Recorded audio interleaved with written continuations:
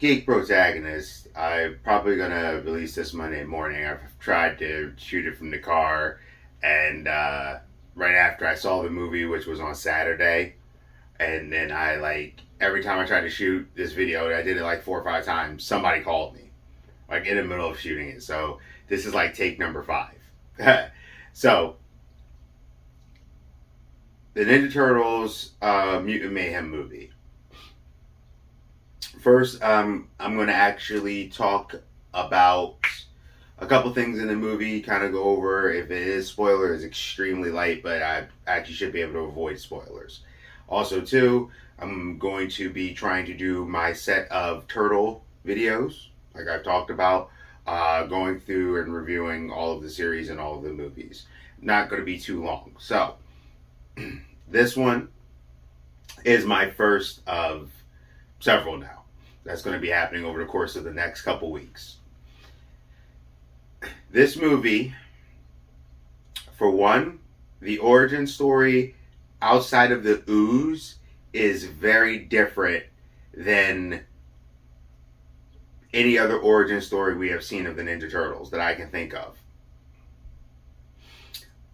The way the connection of their new mutant of Superfly versus Baxter Stockman, there's a different, a little bit of a different take on Baxter Stockman, and yet it's very similar. How the mutants are created, who is the enemy, reminds me of like the 2000 series when they dealt with like Bishop and stuff like that, but this is a little different on who is what. A couple gender swaps, like for example, Leatherface and I think Wingnut is there, but it kind of fits for this movie, and it's funny. It's like it took Ninja Turtles and it combined it with a few other things, in a good way, and also too there's a lot of references, as you know. This is Paramount. Paramount owns Nickelodeon, but so there's a lot of reference to Paramount things, but it fits really well. But then there's also references to other properties, like Marvel, for example, is referenced and referenced hard, like the MCU and things like that. So, how the Turtles also learn their ninjutsu slash martial arts is different than any other one they've ever done. The closest to it would be Rise of the Teenage Mutant Ninja Turtles, and it's close because Rise is like they took a part of it, but Rise has like a couple portions, which I'll probably get in that when I review on how they did this. They're definitely teenagers. Like this is the most teenagers, youngest I've ever seen. Now each turtle has their own thing. Splinter is very different than that you've ever experienced. His views on certain life stuff, the way he is about things, the way he is about reality, and what he had to go through as a animal is different. This storyline, all of that rich history that the Turtles have, where they lead up to, like in the comic book, they're like reincarnated and stuff like that. It's not like that at all, which is cool because it gives it its own flavor. However, at its core, it still feels like Ninja Turtles, 100%. They kept the core elements of each character. So, like, Raphael still has the rage thing, but right now it's kind of like he's an excited guy. Donatello is still very smart. He has a lot of tech. Like, he has headphones. He's using the phone a lot. He has, like, little tech. But he kind of isn't like, I can make a coffee machine into a rocket ship. He's not like that yet. Leonardo is trying to find himself. He's kind of the one, he's that good kid, but at the same time, because he has that honor, he kind of goes that way. And Michelangelo, being the youngest, it's more like he's simple about a couple things, but he's right there with his brothers. And sometimes they'll play Michelangelo to be next to like kind of stupid and crazy. Stupid in a good way, where it's the way he views the world. Because he's so mellow, you would think it is kind of like that he's not actually stupid. It's just though he thinks so differently. Because sometimes people do that and they're like, oh, he's dumb, like in the original series. Because Mike used to say whatever, and he was kind of goofy. He was a surfer guy. But he reminds me more of like Matt Riddle, the wrestler. He's kind of laid back. You kind of think nothing's really going on up there, but it actually is. But Matt Riddle's really skilled as a wrestler.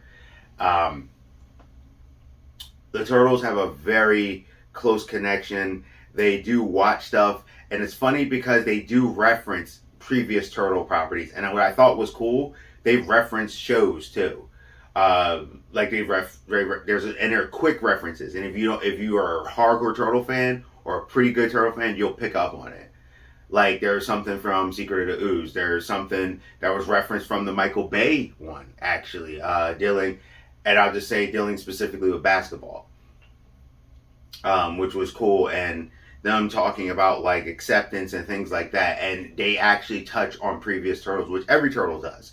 If you every series of Turtles that you watch feeds off of the previous series and the things that came before it. Like Donatello didn't start wearing glasses until the Michael Bay one. But it actually totally makes sense why he would wear glasses. It just fits. Raphael wearing the cap, even though it was in the comic, the first time you actually see him wear the pirate one was actually Next Mutation. And then from there, it kind of kept going forward. And a major time where you see the Turtles have extra accessories actually also did really kind of come from Next Mutation, where they had a little bit more to their gear. I know a bunch of people are like, Next Mutation sucks. No, it didn't. It was awesome. You deal with it. You're wrong. So they go on their adventure. The mutants are different, like Bebop, Rocksteady, like I said, Wingnut. You see Angus Frog. You see all these different characters and come together, but their story is different than they've done previously, and it's about who they are, what they're trying to do. The action was very good. The Turtles were like doing their first like missions and stuff like that, but you see like where they get their skills, everything. It was really cool. There's some like, it had that Spider-Verse feel, but it was its own, which you could see the impact of what Spider-Verse has done to a lot of animation, and it was good. I like that they mixed a little live action stuff in there, so it kind of made the world feel a little differently. You do see a little bit of live action. April O'Neil was fine. And motion, she just looked like she was a thicker black girl, and I like. They're like, people are like, oh, she's this and that. Nope, she had red hair, and that was one of my big things. I was like, April needs to keep her red hair, and she totally has red hair, like very apparent red hair. They play up at April. She looks like a normal teen. She looks like a black girl that has just a little extra on her, like I've seen with plenty of black people. So didn't really bother me. Especially in motion, she was moving, she was grooving, she looked normal. There is a lot of good jokes. It's very funny. I think kids will really enjoy this. People in there, they were like, the adults were screaming like, yeah, like there was a lot of Turtle stuff. They do the references about pizza. Michelangelo talks about some of the weird pizza he eats, as Michelangelo always eats weird. There was a little bit of artistic thing, but what was cool about this one, you got to see what the Turtles wanted to be, and they were thinking of ways how to get there, and both April and the Turtles had to like when she explained how how she accepted them and stuff, which was really cool. How they did it, why April and them met was similar but different, and I thought that was good, and what the Turtles had to deal with. The interaction with the mutants, some of them stood out to me more than others, but they all did a good job. Superfly was great. Everything that Ice Cube did, you some tortoises. Like he killed it. With the Ninja Turtles, he killed it. He was perfect to play Superfly, and I like the connection between Superfly and Baxter Stockman.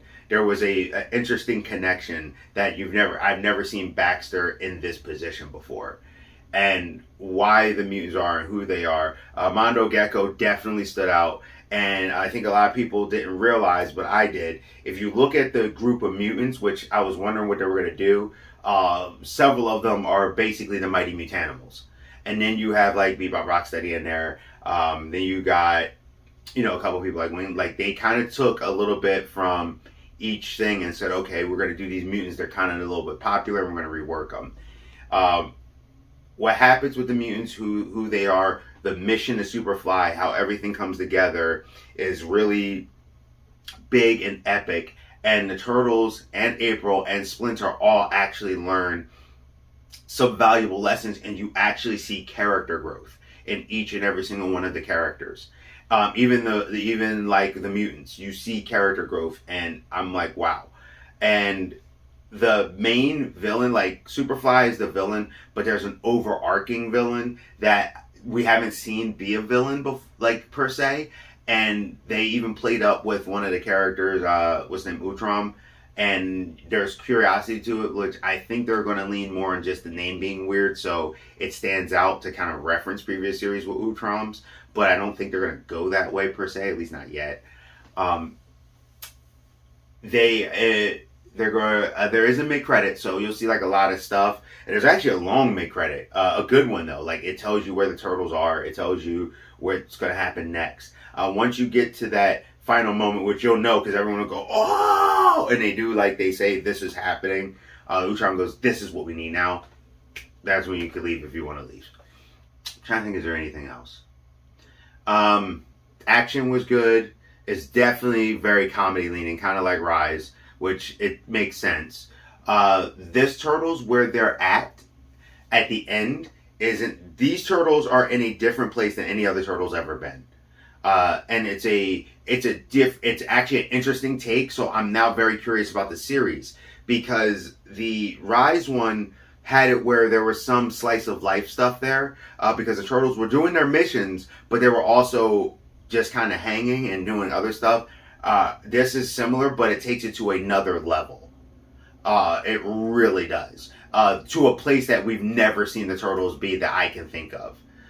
That's on a mainstream Ninja Turtles thing. And now this raises the question, what happens next, where they're going to go next. And I'm very excited to see the new series, as well as the second movie, to see what they do. So I like the looks, because the looks has that old school thing with the blue, and they have the letters on their buckles, because they haven't actually done that in a while.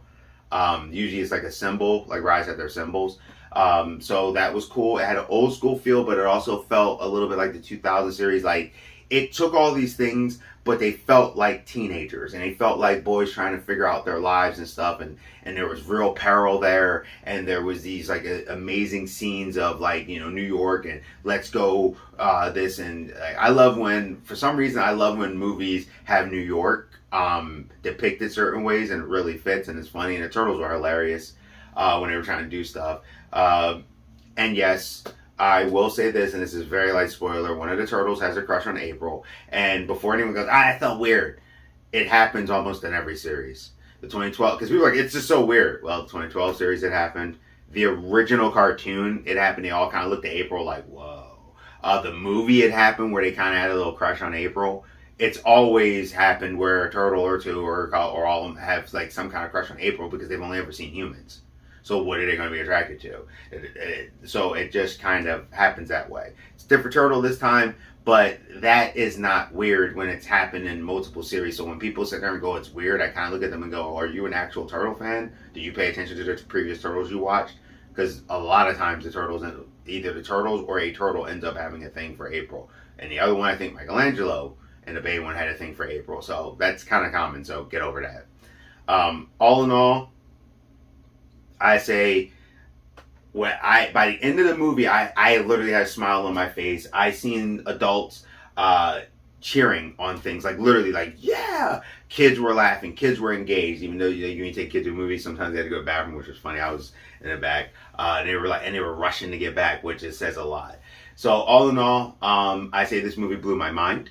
It was great. It really touched on things I was wondering about. It played up. I can't wait to see what Mondo Gecko and all of them and where they're going to be at in the future. They have an ensemble cast and a lot going forward. I don't know if it's going to be the cast in the series or how they're going to do it, but there's going to be a lot going forward. And now I also understand why they're talking about doing a Shredder VOD series and a few other VOD series. It actually makes sense now that I've watched the movie. I'm like, oh, okay, because there's differences to everything. So all in all, I say you should go see the Turtles. I got my live shirt, and like I said, I'm going to be trying to touch on every series throughout this whole entire month. I'm going to do my best. I got a lot of videos to shoot, but I've been, like I told you, I'm very busy. And also I've been playing Diablo. I've been trying to get back into video games. So, Geek Protagonist, you stay safe, you stay healthy, you stay real. Go see the turtles, and I'll see you.